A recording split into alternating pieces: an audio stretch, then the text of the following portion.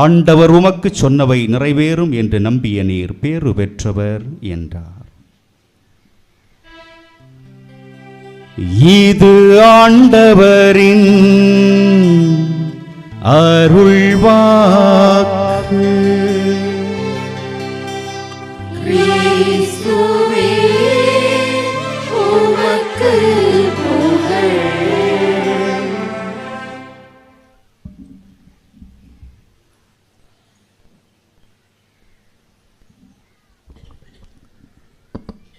ஆண்டவர் இயேசு கிறிஸ்துவில் பிரியமான சகோதரர்களே, அன்பு சகோதரிகளே, இந்த பகுதி வாழ் அன்பு மக்களை பாசத்தோடும் அரவணைப்போடும் பாதுகாத்து வருகிற ஆரோக்கிய அன்னையினுடைய பெருவிழாவை கொண்டாடி மகிழ்கிற இந்த பகுதி வாழ் அன்பு மக்கள் அனைவருக்கும் ஆரோக்கிய அன்னையினுடைய விழா வாழ்த்துக்களை அன்புடன் தெரிவித்துக் கொள்கிறேன். காலையில் துயில் எழுவதிலிருந்து இரவு உறங்கச் செல்கிற வரைக்கும் ஒரு நாளை பல மனிதர்களை நாம் சந்திக்கிறோம். சில மனிதர்களை சந்திக்கிற பொழுது வாழ்ந்தால் இவர்களைப் போல வாழ வேண்டும் என்று உள்ளத்தில் சொல்லிக் கொள்கிறோம். இந்த மனிதர்களைத்தான் நல்ல மனிதர்கள் என்று சொல்கிறார்கள். இந்த மனிதர்களைத்தான் பாசமான மனிதர்கள் என்று சொல்கிறார்கள். இந்த மனிதர்களைத்தான் நல்ல குணமுள்ள மனிதர்கள் என்று சொல்கிறார்கள். இந்த மனிதர்களை பார்க்கிற பொழுது உள்ளத்தில் நம்மை அறியாமலேயே வாழ்ந்தால் இவர்களைப் போல வாழ வேண்டும் என்ற ஆசை இயல்பாகவே உள்ளத்தில் ஏற்படுகிறது. கடந்து செல்லுகிற பொழுது இன்னும் சில மனிதர்களை சந்திக்கிறோம். சந்திக்கிற பொழுது இந்த மனிதர்களை மீண்டும் சந்தித்து விடக்கூடாது, வாழ்ந்தால் இவர்களைப் போல வாழ்ந்து விடக்கூடாது, இருந்தால் இந்த மனிதர்களைப் போல இருந்து விடக்கூடாது என்ற எண்ணம் இயல்பாகவே நம்முடைய மனதில் ஏற்படுகிறது. இந்த மனிதர்களை பற்றி சொல்லுகிற பொழுது மோசமானவர்கள் என்று சொல்லுகிறார்கள், தீயவர்கள் என்று சொல்லுகிறார்கள், தொட்டாலே நாரும் என்று சொல்லுகிறார்கள், சாக்கடை போன்ற மனிதர்கள் என்று சொல்லுகிறார்கள், முகம் பார்த்து பேசுவதற்கு கூட மனமில்லாத மனிதர்கள் என்று இவர்களை சொல்லுகிறார்கள். எனவே வாழ்க்கையில் ஒரு நாள் பயணத்தில் சந்திக்கிற மனிதர்களில் நல்ல மனிதர்களும் இருக்கிறார்கள், தீய மனிதர்களும் இருக்கிறார்கள், மோசமான மனிதர்களும் இருக்கிறார்கள் என்பதை நாம் மறத்தலாகாது. அண்மையிலே செய்தித்தாளில் பிரேசில் நாட்டை சார்ந்த நெல்மா என்று சொல்லக்கூடிய ஒரு பெண்மணியினுடைய ஒரு அன்பு சகோதரனுடைய வாழ்க்கையை வாசித்தேன். முடி திருத்தக்கூடிய வேலையை செய்யக்கூடிய அன்பு சகோதரி, 35-40 வயது இருக்கும். முடி திருத்தக்கூடிய பணி என்பது உங்களுக்கு தெரியும். எனவே அன்றாடம் முடி திருத்தி முடிவெட்டி அதிலிருந்து வரக்கூடிய வருமானத்தை வைத்து பிழைத்து கொண்டிருந்த அந்த சகோதரி வாழ்ந்த பகுதியில் ஒரு பெரும் மழை ஏற்படுகிறது, பெருவெள்ளம். பெருவெள்ளத்திலே அன்பு சகோதரியினுடைய கடையும் பாதிக்கப்பட்டு வாழ்வதற்கு வழி இல்லாமல் தத்தளித்த அந்த நேரத்திலே அந்த பகுதியில் வெள்ளப்பெருக்கினால் பாதிக்கப்பட்ட மக்களுக்கு பணக்காரர்கள் பலர் உதவி செய்தார்கள். எனவே இந்த முடிதிருத்தக்கூடிய இந்த சகோதரிக்கும் தன்னுடைய கடைக்கு வரக்கூடிய வாடிக்கையாளர்கள் அல்லது தங்களுடைய கடைக்கு வந்து முடிவெட்டக்கூடியவர்கள் எப்படியாவது இந்த பெண்மணிக்கு உதவி செய்ய வேண்டும் என்று பல துணிமணிகளை அந்த பெண் பயன்படுத்துவதற்கென பல துணிமணிகளை, பல காரியங்களை, பணங்களை அந்த பெண்ணுக்கு கொடுத்திருக்கிறார்கள். அதில் கொடுக்கப்பட்ட ஒரு துணிக்குள்ளே 1500 யூரோ இருந்திருக்கிறது. 1500 யூரோ என்று சொல்லுவது 1,20,25,000 ரூபாய் வரும். எனவே இந்த பெண்மணி தன்னுடைய வாடிக்கையாளர், பணக்கார வாடிக்கையாளர் கொடுத்த துணியை வீட்டிற்கு சென்று திறந்து பார்த்த பொழுது அதில் 1500 யூரோ இருந்திருக்கிறது. உறங்கச் செல்வதற்கு முன்பாக நெல்மாவிற்கு மனதில் தோன்றியதெல்லாம் இந்த 1500 ரூபாவை பதுக்கி விடலாமா, இந்த 1500 யூரோவை வைத்து வாழ்க்கையில் மகிழ்ச்சியாக வாழ்ந்து விடலாமே என்ற எண்ணம் மனதில் ஒருபுறம் தோன்றினாலும் நெல்மாவிற்கு அந்த பணத்தை வைத்து ஒருவேளை நிம்மதியாக உறங்க முடியுமா என்ற ஒரு எண்ணமும் அந்த தாயினுடைய, அந்த சகோதரனுடைய இன்னொரு புறம் தோன்றி இருக்கிறது, எண்ணத்தினுடைய இன்னொரு புறம். எனவே என்ன செய்திருக்கிறார் என்று சொன்னால், காலையில் துயில் எழுந்தவுடன் அந்த துணியிலே தெரியாமல் வைக்கப்பட்டிருந்த அந்த 1500 யூரோவையும் எடுத்துக்கொண்டு தனக்கு அந்த துணியை யார் கொடுத்தார் அந்த பணக்காரரை சந்தித்து அந்த 1500 யூரோவையும் அந்த சகோதரரிடம் கொடுத்து விட்டு சொன்னார், நான் இந்த காசை எனக்கென வைத்திருந்திருக்கலாம். இந்த காசை வைத்து நான் நல்ல முறையில் என்னுடைய வாழ்க்கையை நடத்தி இருக்கலாம். ஆனால் என்னால் இந்த காசை வைத்துக்கொண்டு நிம்மதியாக உறங்க முடியுமா என்ற எண்ணம் மட்டும்தான் என்னுடைய உள்ளத்தில் இருந்தது. ஒருவேளை நான் இந்த காசை எனக்கென பதுக்கி எடுத்திருந்தேனே என்று சொன்னால் என்னால் உறங்கி இருக்க முடியாது. என்னுடைய உள்ளத்தில் தோன்றிய வார்த்தை எல்லாம் மீகா இறைவாக்கினர் சொன்ன வார்த்தை தான். கடவுளுக்கு முன் நீதியோடும் நேர்மையோடும் வாழ்வதை விட வேறு என்ன கடவுள் என்னிடமிருந்து எதிர்பார்க்க போகிறார் என்ற இறைவார்த்தை தான் என்னை இந்த காசை யார் எனக்கு கொடுத்தாரோ தெரியாமல் அதை அவரிடமே திருப்பி கொடுக்க வேண்டும் என்ற எண்ணம் என்னுடைய உள்ளத்தில் தோன்றி நான் அதை உங்களிடம் தந்திருக்கிறேன் என்று சொன்னார். உறக்கத்தை விட பணம் பெரிதா என்று என்னிடம் கேட்டோம் என்று சொன்னால் இல்லை என்று தான் சொல்ல வேண்டும். முகத்தில் ஏற்படக்கூடிய மகிழ்ச்சியை விட, உள்ளத்தில் ஏற்படக்கூடிய சந்தோஷத்தை விட கோடிக்கணக்கில் பணம் முக்கியமா என்று கேட்டோமே என்று சொன்னால் என்னை பொறுத்த வரைக்கும் முகத்தில் ஏற்படக்கூடிய மலர்ச்சியும் உள்ளத்தில் ஏற்படக்கூடிய சந்தோஷத்தை விட கோடிக்கணக்கில் இருக்கக்கூடிய பணம் பெரிதில்லை என்பதை என்னுடைய வாழ்க்கையில் உணர்ந்தேன். எனவேதான் யாருடைய காசையும் தனக்கென வைத்திருக்க கூடாது என்பதற்காக, உறங்க விடாமல் என்னை செய்து விடக்கூடாது என்பதற்காகத்தான் அந்த காசை உங்களிடம் திருப்பி கொண்டு வந்திருக்கிறேன். கடவுளுடைய பார்வையில் நீதியோடும் நேர்மையோடும் நல்ல மனிதராக வாழ்வதை விட அதைவிட மிகப்பெரிய காரியம் வேறு எதுவும் இல்லை என்று உணர்ந்து இந்த காசை உங்களிடம் கொண்டு வந்திருக்கிறேன் என்று சொல்லி நெல்மா கொடுத்திருக்கிறார். நெல்மாவினுடைய வாழ்க்கை சரித்திரம் உறங்க விடாமல் சிலரை செய்துவிடும். நெல்மாவினுடைய வாழ்க்கை சரித்திரம், வாழ்க்கை பாடம் பலருக்கு பிறரை அபகரித்து வாழ வேண்டும், பிறருடைய உடைமைகளை வெற்றி வாழ வேண்டும், பிறரை நீதியான நேர்மையான வழியில் இல்லாமல் குறுக்கு வழியில் முன்னேற வேண்டும் என்று நினைக்கிற ஒவ்வொரு மனிதனுக்கும் அந்த தாய், அந்த நெல்மா என்கிற பெண்ணினுடைய சந்திப்பு கண்டிப்பாக வாழ்க்கையை புரட்டி போடக்கூடியதாக கண்டிப்பாக இருக்கும் என்பதில் எந்த ஐயப்பாடும் இல்லை. எனவே நெல்மாவை செய்தித்தாளில் சந்தித்தேன். நெல்மாவை போல வாழ வேண்டும் என்ற ஆசை, நல்ல மனிதனாக வாழ வேண்டும் என்ற ஆசை, நேர்மையான மனிதனாக வாழ வேண்டும் என்ற ஆசை, பிறரை வஞ்சித்து வாழக்கூடாது என்ற ஆசை, வாழ்ந்தால் அந்த தாயை போல இருக்கிறதை வைத்து நிறைவாக வாழ வேண்டும் என்ற ஆசை இயல்பாகவே அந்த நெல்மா என்கிற அந்த பெண்ணினுடைய வாழ்க்கை சரித்திரத்தை வாசித்த பொழுது உள்ளத்தில் தோன்றிய எண்ணமாக இருந்தது. விவிலிய பக்கங்களை புரட்டி பார்க்கிற பொழுது அன்புமிக்கவர்களை என்னை பொறுத்த வரைக்கும் 2 சந்திப்புகளை முக்கியமான சந்திப்புகள் என்று நான் சொல்லுவேன். யோவான் நற்செய்தி 4வது அதிகாரத்தில் ஒரு சந்திப்பு சொல்லப்பட்டிருக்குது. என்ன சந்திப்பு சொல்லுங்க பார்ப்போம். ஃபாதர், இதெல்லாம் தெரிஞ்சா நாங்கள் எங்கேயா இருப்போம்? என்ன சந்திப்பு? யாரெல்லாம் சந்திச்சா? சூசம்மாளும் யாரு? கபிரியேல் சம்மனசும் அண்ணாவும். கபிரியேல் சம்மனசும் அண்ணாவும் சந்திச்சிருக்காங்க. நீங்கள் என்ன சொல்கிறீங்க? இந்த சைடு இருக்கிறவங்க யாரை சந்திச்சா எங்களுக்கு என்ன பிரச்சனை? ஃபாதர் கொஞ்சம் வேகமாக, வெயில் கொஞ்சம் அதிகமாக அடிக்குன்னு.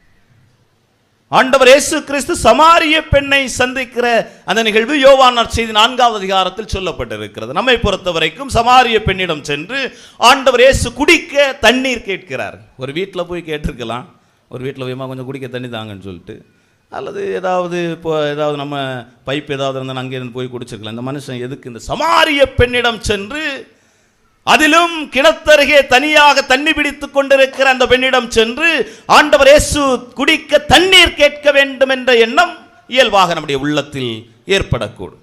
ஆனால் அதற்கு பின் மறைந்திருக்கிற வரலாறு என்பதை நீங்கள் புரிந்திருக்க வேண்டும். எப்படி என்று சொன்னால், இஸ்ரேல் நாட்டை பிடிப்பதற்கென அசீரியர்கள் படையெடுத்து செல்கிற பொழுது, இஸ்ரேல் நாடு என்று சொல்கிற பொழுது தெற்கு இஸ்ரேல், வடக்கு இஸ்ரேல். தெற்கு இஸ்ரேலை யூதேயா என்று சொல்கிறார்கள், வடக்கு இஸ்ரேலை சமாரியா என்று சொல்கிறார்கள்.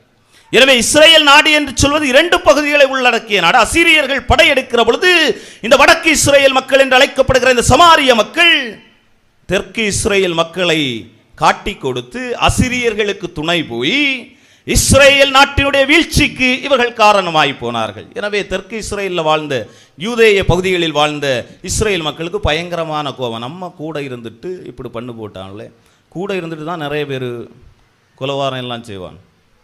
நல்லா சாப்பிட்டு சிரிச்சு எடுத்துகிட்டு இருந்துட்டு தான் பக்கத்தில் குழி தோண்டுவானு.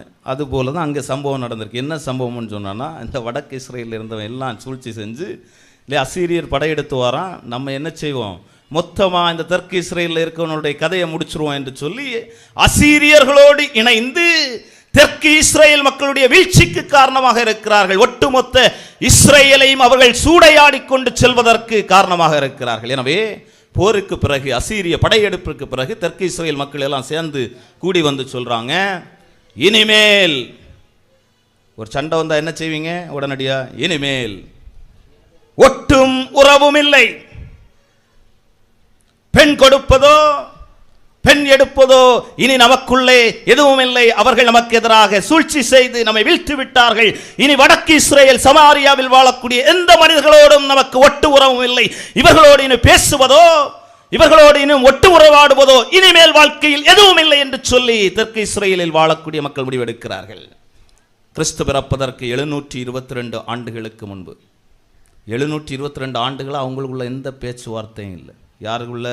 சமாரியர்கள் சமாரியாவில் வாழ்ந்த சமாரியர்களுக்கும் தெற்கு இஸ்ரேல் வாழ்ந்த யூதர்களுக்கும் இடையே எந்த ஒட்டும் உறவும் இல்லை. 722 ஆண்டுகால பகை. அந்த பகையை தீர்ப்பதற்காகத்தான் ஆண்டவர் இயேசு கிறிஸ்து சமாரிய அந்த பகுதியை சார்ந்த அந்த சமாரிய பெண்ணை சந்திப்பதற்காக சென்று குடிக்க, அவர் தாகத்தில் குடிக்க தண்ணி கேட்க போனான்னு சொல்லிட்டு இங்கே சண்டை வச்சுட்டு இருக்கேன். நல்ல காலம் நம்ம அரசாங்கம் செஞ்சதில் மிக முக்கியமான ஒரு வேலை, இந்த தெரு பைப்புகளை எல்லாம் தூக்குனாங்க. ஞாபகம் இருக்காமா? இல்லாமல் இருந்தால், ஏன்னா நான் சின்ன பிள்ளையாக இருக்கும்போது இந்த குளச்சல் பகுதியில் எல்லாம் இந்த வீரப்பெண்கள் என்று இந்த அந்த பைப்பு சண்டையில் தான் பார்க்கணும். அந்த சாரிதம் அந்த எழுப்பக்கூடிய வேகம் நமக்கு இந்த மனுஷியா அந்த கதை தான் நீ ஒன்றை மட்டும் தெரியாது, அப்படி தெரியாது, இப்படி தெரியாது. கடைசியில் ஒரு தரம் கிடச்சாம தான் கடைசியில் சாமியாரை கொண்டு தூக்கையில் போடுறது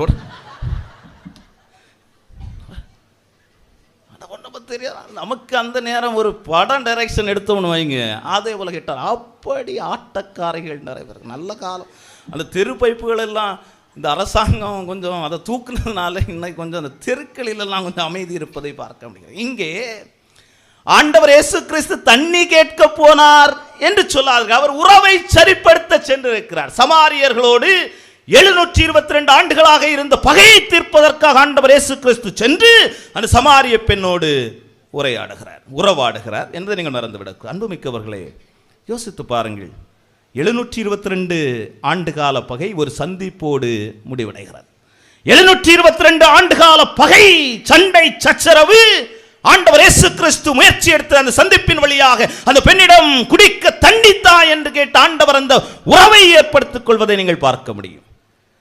இந்த நீங்கள் யோசித்து பாருங்க, நம்ம கடற்கரை சமூகங்கள் எல்லாம் முன்னொரு காலத்தில் எவ்வளோ உறவு, பாசம், சந்தோஷமாக எல்லாம் நம்ம இருந்தோம். நினச்சி பாருங்க. பணியாரம் சுட்டோம்னு சொன்னானா பக்கத்து வீட்டுக்காரவங்களுக்கு கொடுக்காம சாப்பிடுவீங்களா?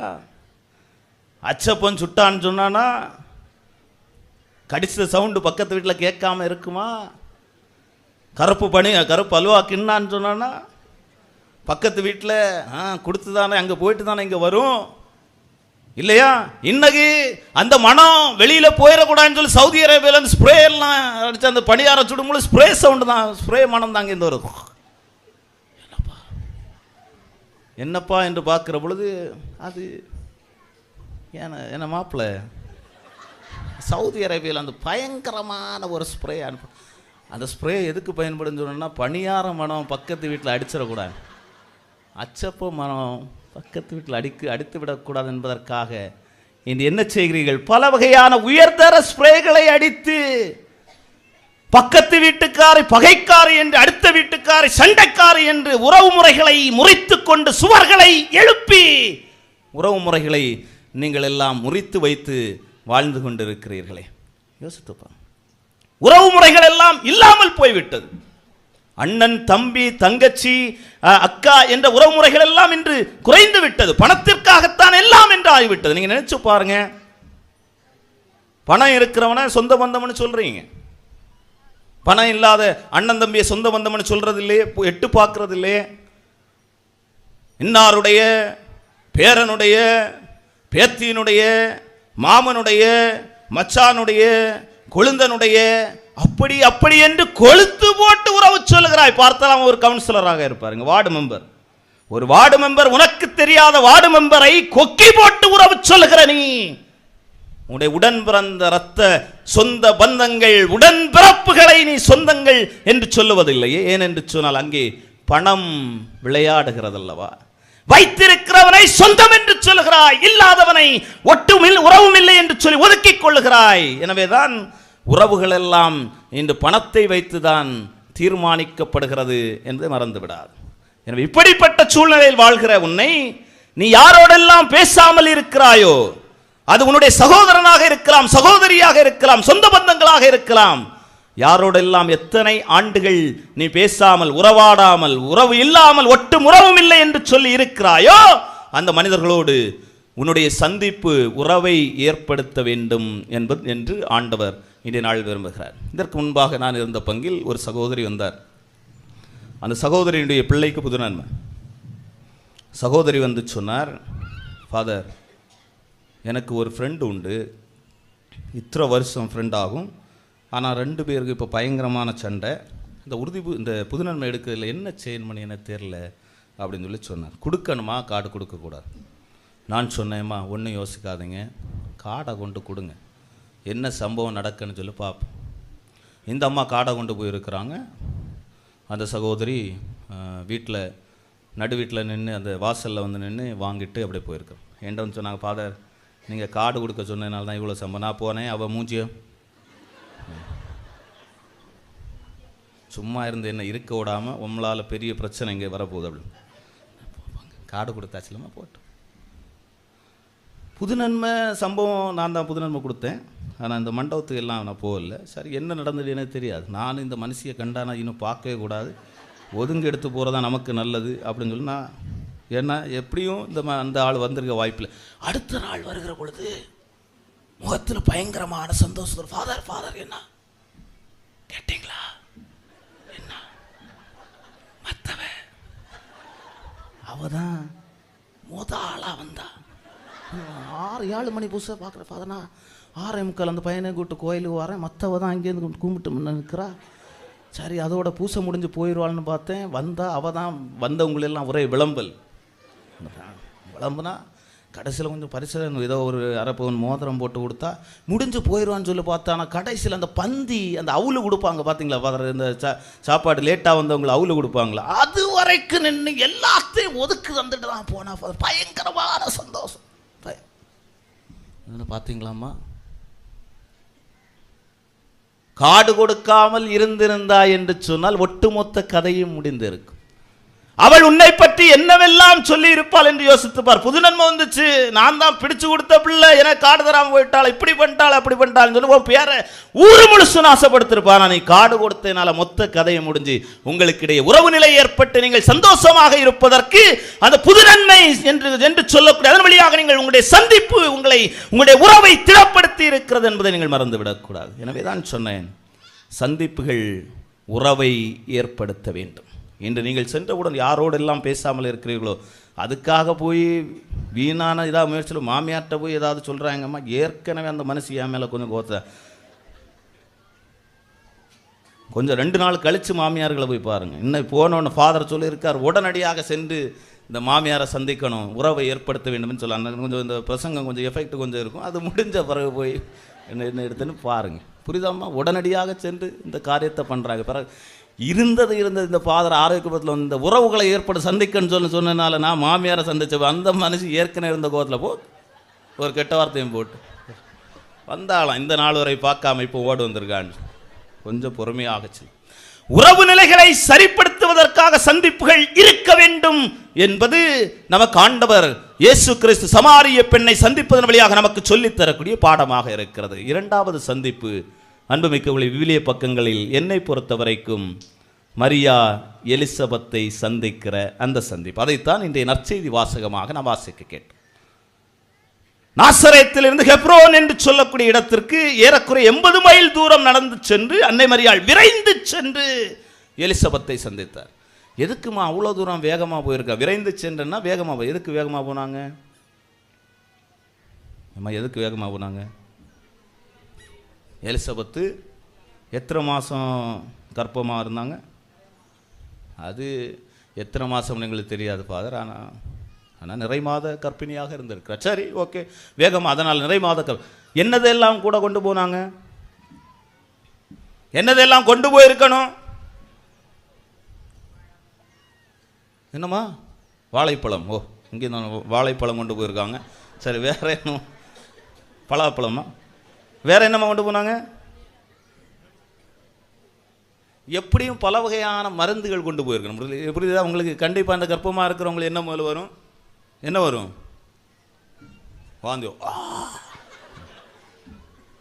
இதனால் பாதிக்கப்பட்ட கணவன்மார்களை நிறைய பேர் இருக்கிறாங்க. இந்த தொடக்க காலத்தில் கோபம் இருந்தான்னு சொன்னா சும்மா அந்த வாஷ் பேஷனில் போய் வாமிட் பண்ணுற பேர்னால அந்த கணவன் சில நேரங்களில் இந்த நம்முடைய ஊரில் இருக்கக்கூடிய ஆட்களை கூப்பிட்டு டூர் போவோம் பார்த்தீங்களா, இந்த ஃபாதர்ஸ் எல்லாம். இதில் நான் ஒரு முறை போனேன். அந்த மனுஷன் என்ன மேலே பயங்கரமான கோவம் போல. பின்னால் சீட்டில் நான் ஒரு கவர் வேறு, இந்த திருப்பயணங்களுக்கு போகும்போது ஒரு கவர் கொடுக்கறது உண்டு. உங்களை நீங்கள் பாதுகாத்து அந்த வாயை அந்த கவருக்குள் விட்டு வாமிட் பண்ணவும். மனுஷன் ஏற்கனவே என் மேலே கோவத்தில் இருந்துச்சு பார்த்தீங்களா. கோவத்தில் இருந்ததுனால வெள்ளம் அங்கே வேற போட்டிருந்தேன். சுபமால நடக்க ஒட்டுமொத்த காலையில் குடித்த கஞ்சி, புளிய மிளகு எல்லாம் சேர்ந்து அங்கினுடைய கலர் மாறி போச்சு. சரி, அப்போ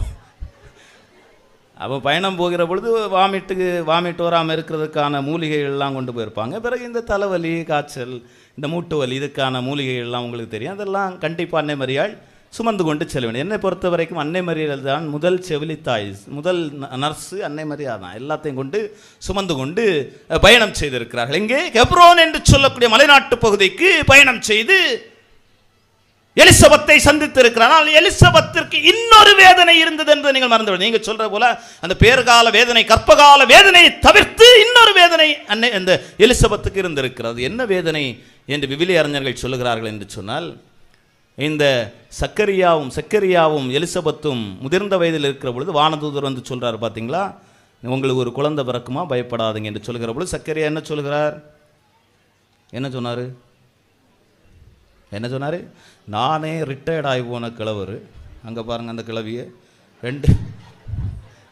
ஏம்மா உங்களை சொல்லலை, நீங்கள் அந்த ஃபாதர் என்னையா சொல்கிறீங்க ஃபாதர் அப்படின்னு. கிழவியும் கிழவரும் எங்களுக்காக குழந்தை பிறக்க போகும்னு சொல்லும்போது வானதூதர் சக்கரியாவை பார்த்து சொல்கிறார், சக்கரியா, நீ நம்பாததால் குழந்தை பிறக்கிற வரைக்கும் பேச்சற்றவராக இருப்பீர் என்று சொல்லுகிறார். ஒரு பெண்ணுக்கு மிகப்பெரிய பிரச்சனையே பேசக்கூடிய பிரச்சனை தான் பெண்களுக்கு.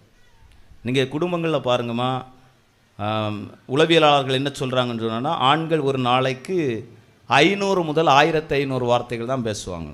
ஆண்கள் அதிகமாக பேசுவதில்லை. ஆனால் பெண்கள் 3500 4500 வார்த்தைகள் பேசுகிறார்களாம். ஏன்னு சொன்னால் தவளையை போல பேசிட்டே இருப்பாங்க. அந்த கணவருக்கு கல்யாணம் இருந்துச்சு, தொழில் போயிட்டு வருவார், வந்து அங்கே நெம்மீனு போன மனுஷனுக்கு ஒரு கிளாத்தி கூட கிடச்சிருக்காரு, அவரே கஷ்டப்பட்டு வருவார். இங்கே வந்து அந்த கஞ்சியை அதில் வச்சுட்டு இருக்கும்போது சொல்ல பாருங்க, மலை பக்கத்து வீட்டில் பார்த்தேன், மலை பாரில் போய் ஒரு நெக்லஸ்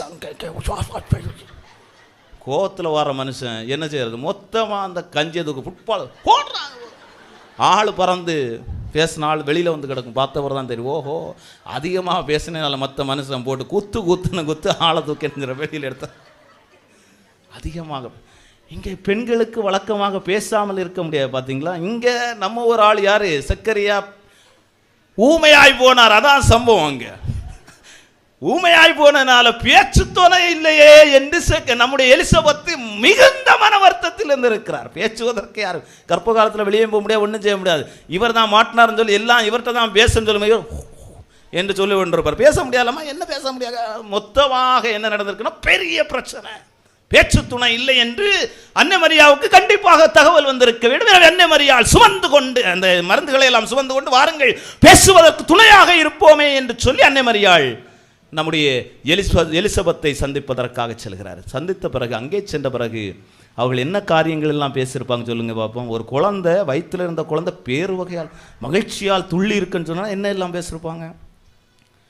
என்ன பேசியிருப்பாங்க கேட்டையா? நம்ம என்ன எல்லாம் பேசியிருப்பாங்க நினைக்கிறீங்க?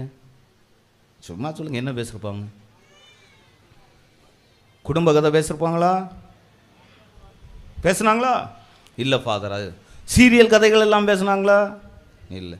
மற்ற அடுத்த வீட்டுக்காரவங்களை, பக்கத்து வீட்டுக்காரவங்க கதையெல்லாம் பேசுனாங்களா? இல்லை. ஒட்டுமொத்த கதையும் பேசாமல் என்ன பேசி இருக்கிறார்கள் என்று சொன்னால், விவிலிய அறிஞர்கள் சொல்லுகிறார்கள், தனக்குள் பிறக்கப் போகிற அந்த குழந்தையை பற்றி பேசி இருக்கிறார்கள். மீட்பதற்கு மீட்பராக ஒருவர் அன்னை மரியாவுடைய வயிற்றில் பிறக்கப் போகிறார்.